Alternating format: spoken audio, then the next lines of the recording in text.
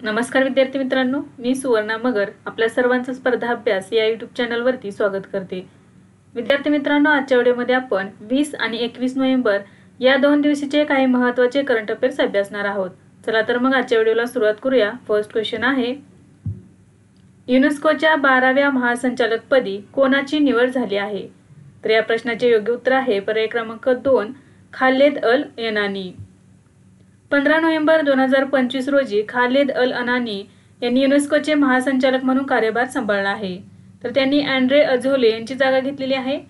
ते युनेस्कोचे 12वे महासंचालक बनलेले आहेत। तर बघा, युनेस्कोचे 12वे महासंचालक बनलेले आहेत खालेद अल अनानी। 15 नोव्हेंबर 2025 रोजी त्यांनी कार्यभार स्वीकारला आहे आणि त्यांनी अँड्रे अझोले यांची जागा घेतलेली आहे। तर बघा, खालेद अल अनानी हे अरब देशातील पहिले महासंचालक आहेत। तसेच इजिप्तचे शास्त्रज्ञ आणि हेलवान विद्यापीठ इजिप्त येथे इजिप्तोलॉजीचे प्राध्यापक आहेत। त्यांचा कार्यकाळ हा 4 वर्षांचा असणार आहे। युनेस्कोच्या सर्वसाधारण परिषदेने त्यांची निवड केलेली आहे। त्यांना 172 मते मिळालेली आहेत। 174 पैकी 172 मते मिळालेली आहेत। तर बघा, आता सध्या युनेस्कोचे महासंचालक कोण आहेत?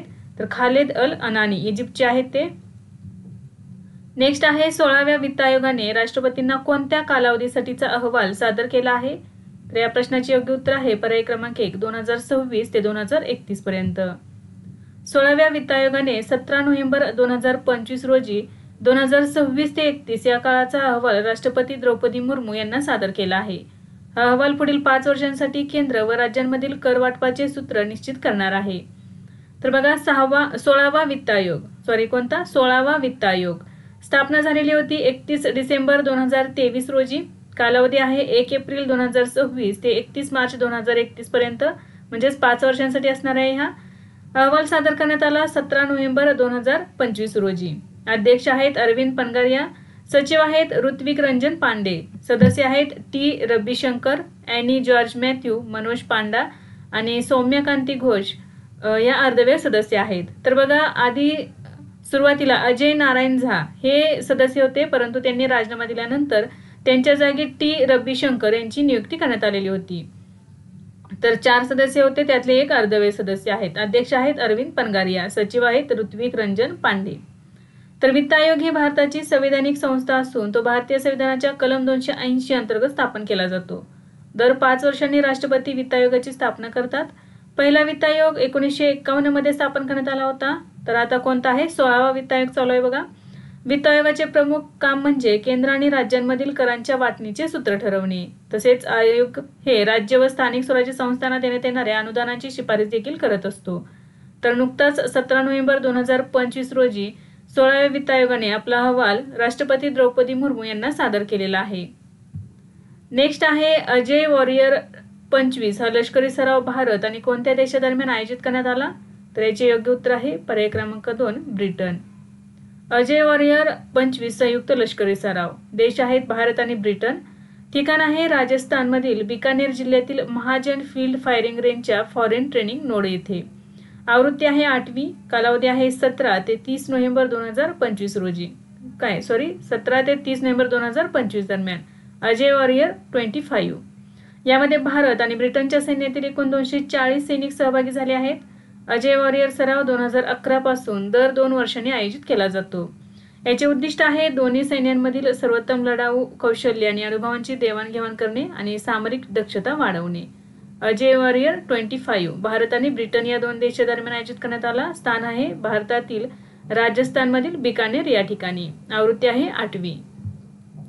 नेक्स्ट आहे, मालगाड्यांच्या सुरक्षेसाठी भारतीय रेल्वेने कोणती नवीन प्रणाली सुरू केली आहे? तर या प्रश्नाचे योग्य उत्तर आहे पर्याय क्रमांक 2 दृष्टी।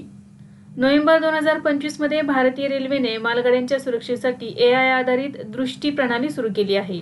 दृष्टीचा लॉंग फॉर्म काय होतो? AI based freight wagon locking monitoring system. दृष्टीचा लॉंग फॉर्म काय होतं बघा?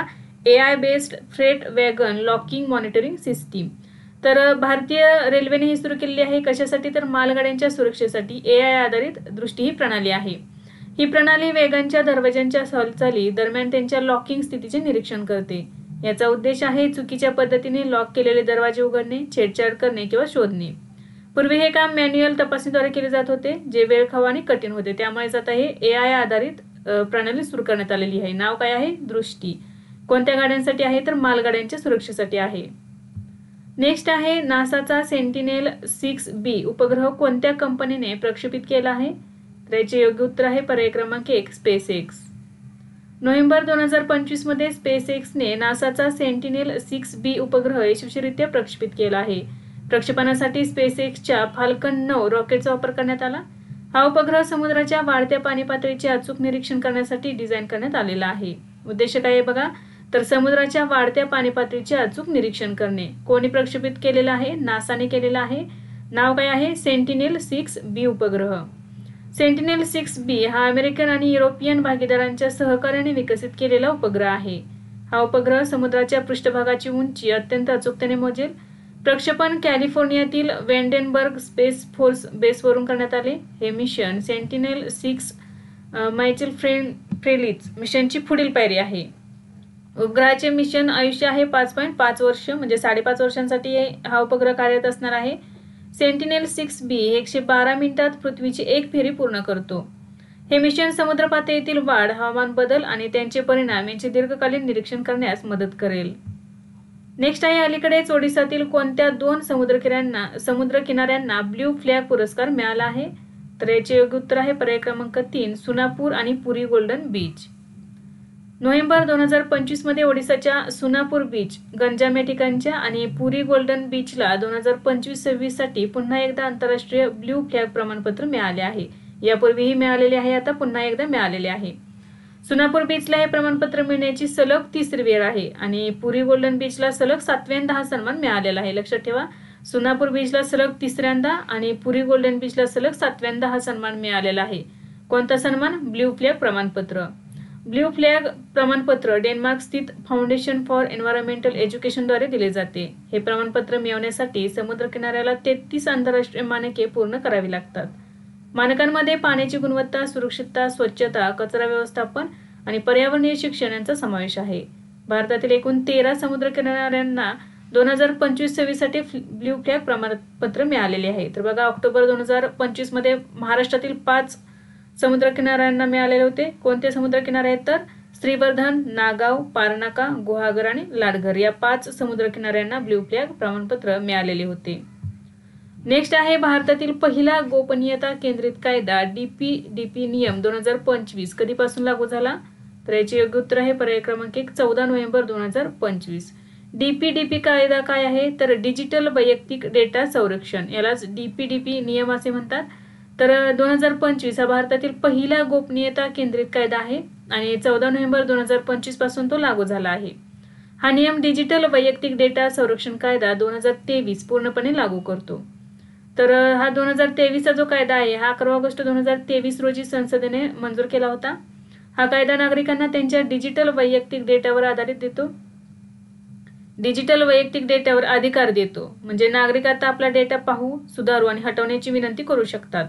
कंपन्यांना नागरिकांच्या स्पष्ट संमतीनेच हा डेटा वापरणे आवश्यक आहे. अल्पवयीन मुलांसाठी पालकांची परवानगी अनिवार्य आहे. हा नियम सोशल मीडिया, ई-कॉमर्स आणि डिजिटल पेमेंट प्लॅटफॉर्म सारख्या सर्व डिजिटल सेवांना लागू असणार आहे. तर भारतातील पहिला गोपनीयता केंद्रित कायदा डिजिटल वैयक्तिक डेटा संरक्षण नियम 2025 हा 14 नोव्हेंबर 2025 पासून लागू झालेला आहे. नेक्स्ट आहे कोलंबो सुरक्षा परिषदेची राष्ट्रीय सुरक्षा सल्लागारांची 7वी बैठक 2025 मध्ये कुठे आयोजित करण्यात आली? तर याचे योग्य उत्तर आहे पर्याय क्रमांक 3 भारत. कोलंबो सुरक्षा परिषदेची राष्ट्रीय सुरक्षा सल्लागारांची 7वी बैठक 19 आणि 20 नोव्हेंबर 2025 रोजी नवी दिल्ली येथे आयोजित करण्यात आली. ही बैठक भारताचे राष्ट्रीय सुरक्षा सल्लागार अजित डोभाल यांच्या अध्यक्षतेखाली पार पडली. सेशेल्स या बैठकीत पर्यवेक्षक राज्य म्हणून सहभागी झाला आणि मलेशिया हा देश अतिथी म्हणून आमंत्रित केले गेले. कोलंबो सुरक्षा परिषद हा प्रादेशिक सुरक्षा गट आहे. सदस्य देश आहेत भारत, श्रीलंका, मालदीव, मॉरिशस आणि बांगलादेश. CSC ची सुरुवात 2011 मध्ये भारत, श्रीलंका आणि मालदीव यांच्यातील त्रिपक्षीय सागरी सुरक्षा सहकार्य म्हणून झाली होती. CSC चे मुख्य उद्दिष्ट आहे प्रादेशिक सुरक्षा वाढवणे आणि सदस्य देशांमधील सहकार्य मजबूत करणे. तर बघा, कोलंबो सुरक्षा परिषदेची राष्ट्रीय सुरक्षा सल्लागारांची जी 7वी बैठक आहे ते 19 आणि 20 नोव्हेंबर 2025 रोजी भारतातील दिल्ली या ठिकाणी आयोजित करण्यात आली. अध्यक्ष होते आपले भारताचे राष्ट्रीय सुरक्षा सल्लागार अजित डोवाल. नेक्स्ट आहे 2026च्या FIH हॉकी विश्वचषकाचे आयोजन कोणते दोन देश संयुक्तपणे करतील? तर याचे योग्य उत्तर आहे पर्याय क्रमांक 2 बेल्जियम आणि नेदरलँड. 2026चा FIH हॉकी विश्वचषक बेल्जियम आणि नेदरलँड्समध्ये आयोजित होणार आहे. या स्पर्धेत 16 पुरुष आणि 16 महिला संघ सहभागी होतील. पुरुष आणि महिला विश्वचषक दोन्ही देशांमध्ये एकाच वेळी होण्याची ही पहिलीच वेळ आहे. बेल्जियम पहिल्यांदाच हॉकी विश्वचषकाचे आयोजन करणार आहे आणि नेदरलँड्स तिसऱ्यांदा विश्वचषक आयोजित करणार आहे. 2026च्या आवृत्तीत पहिल्यांदाच पॅरा हॉकी विश्वचषक देखील समाविष्ट करण्यात आलेले आहे. तर बघा असे पहिल्यांदाच पहिलीच वेळ आहे की ज्यावेळेस पुरुष आणि महिला दोन्ही संघाचे विश्वचषक एकाच वेळी एकाच ठिकाणी होणार आहेत. कोणत्या दोन देशांमध्ये? तर बेल्जियम आणि नेदरलँड्समध्ये. आणि 2026च्या FIH हॉकी विश्वचषकामध्ये पहिल्यांदाच पॅरा हॉकी सुद्धा समाविष्ट करण्यात आलेला आहे. नेक्स्ट आहे अलीकडेच कोणत्या राज्यातील अंबाजी संगमरवरला GI टॅग देण्यात आला आहे? तर याचे योग्य उत्तर आहे पर्याय क्रमांक 4 गुजरात. नोव्हेंबर 2025 मध्ये अंबाजी संगमरवरला याला GI टॅग मिळालेला आहे. गुजरातमधील अंबाजी या ठिकाणी आहे. हा संगमरवर उच्च दर्जाच्या पांढऱ्या दगडासाठी प्रसिद्ध आहे. अंबाजी संगमरवर गुजरातच्या बनासकांठा जिल्ह्यातील अंबाजी भागातून काढला जातो. अंबाजीतील संगमरवरी खाणी ह्या 1200 ते 1500 वर्ष जुन्या आहेत. हा संगमरवर मंदिरे, शिल्पे आणि इमारतींच्या बांधकामात वापरला जातो. अंबाजी संगमरवरला अंबाजी पांढरा संगमरवर असेही ओळखले जाते. नेक्स्ट आहे सालुमारदा थिमक्का यांचे निधन झाले आहे. त्या कोणत्या कामासाठी प्रसिद्ध होत्या? तर याचे योग्य उत्तर आहे पर्याय क्रमांक 2 पर्यावरण संरक्षण. वृक्षमाता म्हणून ओळखले जाते त्यांना. तर बघा 14 नोव्हेंबर 2025 रोजी पद्मश्री पुरस्कार विजेत्या पर्यावरणवादी सालुमरदा थिमक्का यांचे वयाच्या 114व्या वर्षी बेंगळुरू या ठिकाणी निधन झाले. कर्नाटकच्या होत्या त्या. आयुष्यभर त्या वृक्षारोपण आणि पर्यावरण संरक्षणासाठी ओळखल्या जात होत्या. त्यांचा जन्म 30 जून 1911 रोजी कर्नाटकातील तुमकुरू जिल्ह्यातील गुब्बी तालुक्यात झाला. त्यांना सालुमारदा असे नाव पडले ज्याचा अर्थ झाडांची रांग असा होतो. त्यांनी त्यांच्या पती चिकय्यासोबत मिळून 4.5 किलोमीटर लांबीच्या रस्त्यावर 385 वडाची झाडे लावली. त्यांच्या योगदानाबद्दल 2019 मध्ये पद्मश्री पुरस्काराने त्यांना सन्मानित करण्यात आले. त्यांना राष्ट्रीय नागरिक पुरस्कार 1995 मध्ये, 1997 मध्ये इंदिरा प्रियदर्शनी वृक्षमित्र पुरस्कार, 2010 मध्ये नादोजा पुरस्कार आणि इतर सन्मान मिळालेले आहेत. 2022 मध्ये कर्नाटक सरकारने पर्यावरण ब्रँड अँबॅसेडर म्हणून त्यांची नियुक्ती केली होती. त्यांना वृक्षमाता आणि बॅनियन ट्री क्रुसेडर असेही संबोधले जात असे, ज्यांचे नुकतेच आता निधन झालेले आहे. बघा हा घटक महत्वाचा आहे. नेक्स्ट आहे एस कृष्णन यांची कोणत्या बँकेचे अर्धवेळ अध्यक्ष म्हणून नियुक्ती करण्यात आली आहे? तर याचे योग्य उत्तर आहे पर्याय क्रमांक 1 जम्मू आणि काश्मीर बँक. भारतीय रिझर्व्ह बँकेने एस कृष्णन यांची जम्मू आणि काश्मीर बँकेचे अर्धवेळ अध्यक्ष म्हणून नियुक्ती केली आहे. त्यांची नियुक्ती 13 नोव्हेंबर 2025 पासून 26 मार्च 2028 पर्यंत वैध असेल. एस कृष्णन हे सध्या J&K बँकेचे स्वतंत्र संचालक म्हणून कार्यरत आहेत. त्यांनी यापूर्वी पुनिया अँड सिंध बँकेचे व्यवस्थापकीय संचालक आणि मुख्य कार्यकारी अधिकारी म्हणून काम पाहिले आहे. जम्मू आणि काश्मीर बँकेची स्थापना 1 ऑक्टोबर 1938 रोजी करण्यात आली. या बँकेची स्थापना जम्मू आणि काश्मीरचे महाराजा हरी सिंह यांनी केली. बँकेचे मुख्यालय श्रीनगर येथे आहे. ही एक सार्वजनिक क्षेत्रातील बँक असून ती जम्मू आणि काश्मीर सरकारच्या मालकीची आहे. नेक्स्ट क्वेश्चन आहे कोणत्या राज्यातील पन्ना हिऱ्याला GI टॅग मिळाला आहे? पन्ना हिरा तर कोणत्या राज्यात आहे? तर बघा याचे योग्य उत्तर आहे पर्याय क्रमांक 3 मध्य प्रदेश. तर पन्ना हिऱ्याला GI टॅग देण्यात आलेला आहे. नोव्हेंबर 2025 मध्ये मध्य प्रदेशातील पन्ना हिऱ्याला GI टॅग मिळाला आहे. पन्ना हा भारतातील एकमेव हिरे उत्पादक जिल्हा आहे. हे हिरे आता जागतिक बाजारात पन्ना हिरा या नावाने विकले जातील. पन्ना हिऱ्याची खासियत म्हणजे हलका हिरवा रंग आणि स्पष्ट कार्बन लाईन. हे मध्य प्रदेशचे 21वे GI उत्पादन आहे. पन्नाला डायमंड सिटी असेही म्हणतात. नेक्स्ट आहे आंतरराष्ट्रीय संग्रहालय आणि विज्ञान आणि तंत्रज्ञान संग्रह समिती पुरस्कार 2025 कोणाला मिळाला आहे? पुरस्कार कोणता आहे? आंतरराष्ट्रीय संग्रहालय आणि विज्ञान आणि तंत्रज्ञान संग्रह समिती पुरस्कार 2025. हा पुरस्कार मिळालेला आहे भारतातील राष्ट्रीय विज्ञान संग्रहालय परिषदेला. पर्याय क्रमांक 1 बरोबर आहे. दुबई येथे झालेल्या 27व्या आयकॉम जनरल कॉन्फरन्समध्ये राष्ट्रीय विज्ञान संग्रहालय परिषदेला प्रतिष्ठित CIMUSET पुरस्कार 2025 प्रदान करण्यात आला आहे. राष्ट्रीय विज्ञान संग्रहालय परिषदेच्या कोलकाता सायन्स सिटीच्या on the edge climate change गॅलरीसाठी हा पुरस्कार देण्यात आला आहे. CIMU-SET हा पुरस्कार विज्ञान आणि तंत्रज्ञान संग्रहालय आणि विज्ञान केंद्रांना दिला जाणारा आंतरराष्ट्रीय सन्मान आहे. CIMU-SET चे पूर्ण नाव काय आहे बघा, आंतरराष्ट्रीय संग्रहालय आणि विज्ञान आणि तंत्रज्ञान संग्रह समिती, international committee for museum and collections of science and technology. Next question आहे, 20वा वार्षिक आंतरराष्ट्रीय त्रिपिटक जप समारंभ कुठे आयोजित केला जाईल? तर याचे योग्य उत्तर आहे पर्याय क्रमांक 4 बोधगया. 20वा वार्षिक आंतरराष्ट्रीय त्रिपिटक जप समारंभ 2 ते 13 डिसेंबर 2025 दरम्यान महाबोधी मंदिर बोधगया बिहार येथे आयोजित होणार आहे. तर हा बघा सगळ्यात मोठा आंतरराष्ट्रीय त्रिपिटक जप समारंभ आहे. यावेळी भारतातील 17 बौद्ध संघटना प्रथमच संयुक्तपणे या समारंभाचे आयोजन करत आहेत. या कार्यक्रमात बौद्ध भिक्षू भिक्षुणी आणि भक्त एकत्र येऊन पॉलिकॅनन म्हणजेच त्रिपिटक जप करतात. महाबोधी मंदिर हे बौद्ध धर्मातील सर्वात पवित्र स्थळांपैकी एक मानले जाते, जिथे भगवान बुद्धांना ज्ञानप्राप्ती झाली होती. समारंभानंतर 13 आणि 14 डिसेंबर 2025 रोजी बुद्धांच्या पावलांच्या ठशांची स्मारक पदयात्रा आयोजित केली जाणार आहे. तर 20वा वार्षिक आंतरराष्ट्रीय त्रिपिटक जप समारंभ बिहारमधील बोधगया या ठिकाणी आयोजित करण्यात येणार आहे. नेक्स्ट आहे, गोदरेज एरोस्पेसने इस्रोला कोणते इंजिन सुपूर्द केले आहे? तर याचे योग्य उत्तर आहे पर्याय क्रमांक 4 L110 मानव रेटेड डेव्हलपमेंट इंजिन.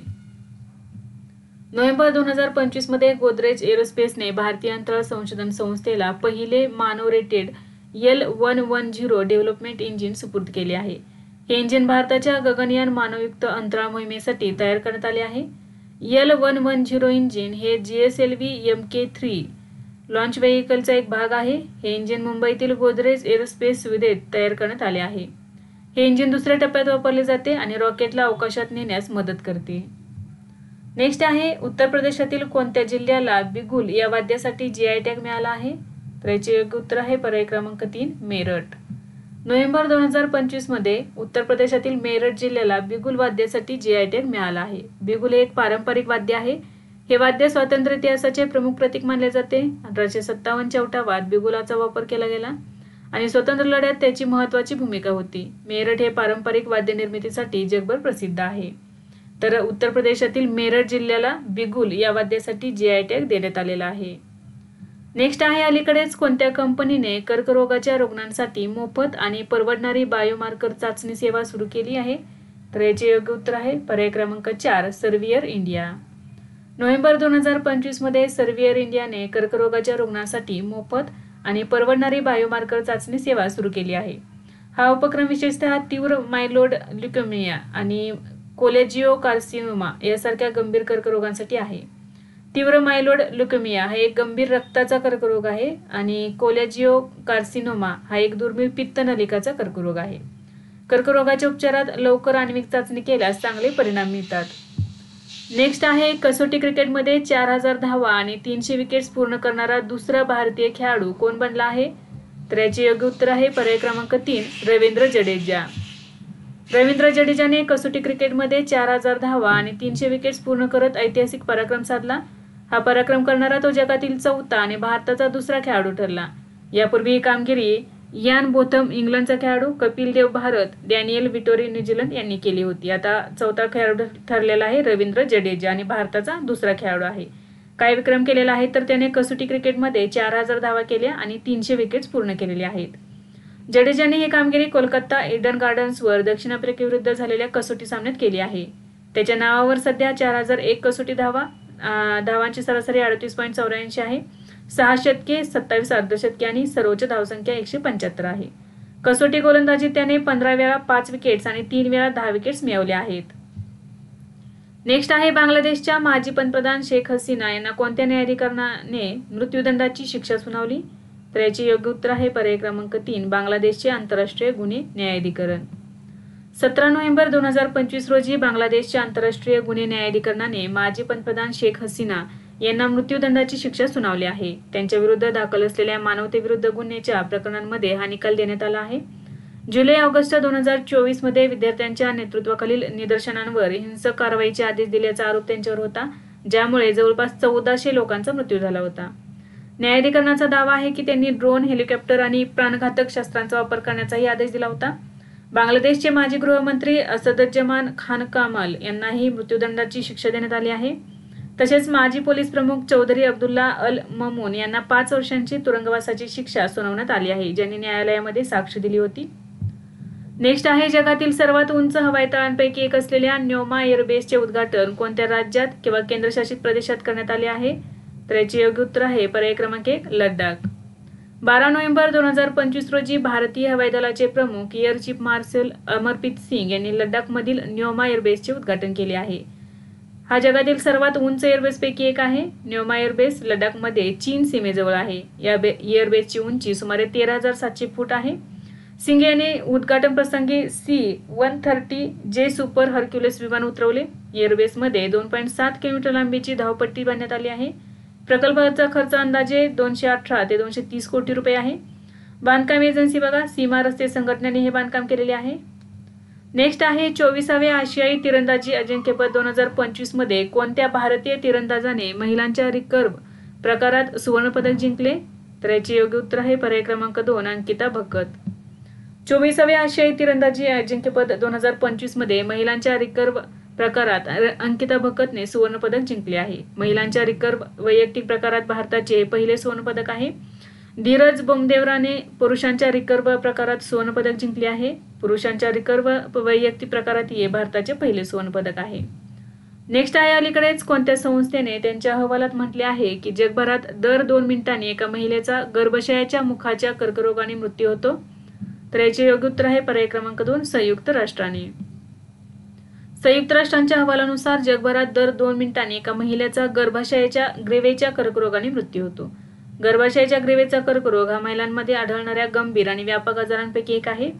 हा कर्करोग टाळता येण्याजोगा आणि उपचारयोग्य आहे. विशेषतः वेळेवर निदान आणि उपचार झाल्यास हा टाळता येतो.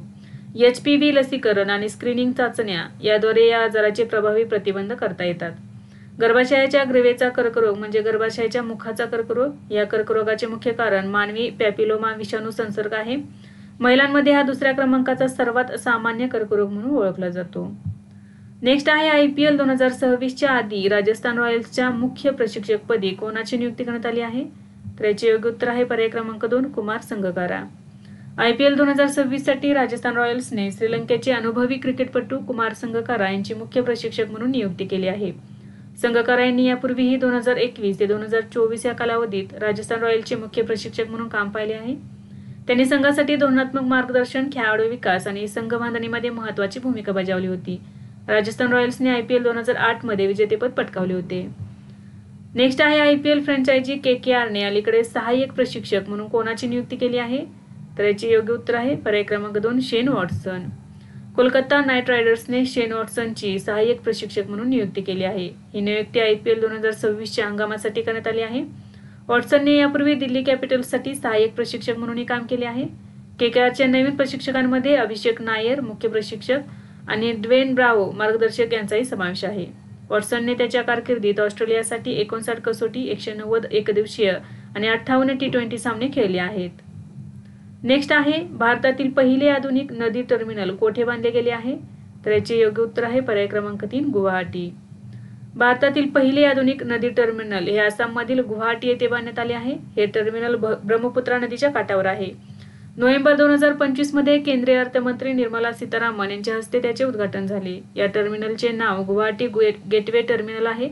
हा प्रकल्प 13 मे 2022 रोजी सुरू करण्यात आला. हा प्रकल्प Assam inland water transport development सोसायटीने बांधला आहे. या टर्मिनलमुळे प्रवासी आणि मालवाहतूक दोन्ही सुलभ झालेली आहे. नेक्स्ट आहे GT open indoor world series 2025 मध्ये पुरुषांच्या कंपाऊंड प्रकारात विजेतेपद कोणी जिंकले आहे? तर याचे योग्य उत्तर आहे पर्याय क्रमांक 3 कुशल दलाल. GT open indoor world series 2025 ही लक्झेंबर्ग ट्रासन या ठिकाणी आयोजित करण्यात आली. यामध्ये भारतीय तिरंदाज कुशल दलालने पुरुषांच्या कंपाऊंड प्रकारात विजेतेपद पटकावले. अंतिम फेरीत त्यांनी माजी जागतिक क्रमांक 1चा खेळाडू स्टीफन हॅन्सन USAचा खेळाडू आहे यांचा रोपंचक डबल शूट ऑफ मध्ये पराभव केला. कुशल दलालची ही कामगिरी 2025 मधील 3री मोठी उपलब्धी असून यापूर्वी त्यांनी आशिया कपमध्ये 2 सुवर्णपदके जिंकली आहेत. नेक्स्ट आहे रोलेन उत्सव कोणत्या राज्यात साजरा केला जातो? तर याचे योग्य उत्तर आहे पर्याय क्रमांक 4 हिमाचल प्रदेश. रवलेन महोत्सव 2025 स्थळ आहे हिमाचल प्रदेशातील किन्नौर या ठिकाणी. हा उत्सव हिवाळ्यातील परींना निरोप देण्यासाठी साजरा केला जातो. स्थानिक लोकांचा विश्वास आहे की हिवाळ्यात या परी गावकऱ्यांचे रक्षण करतात.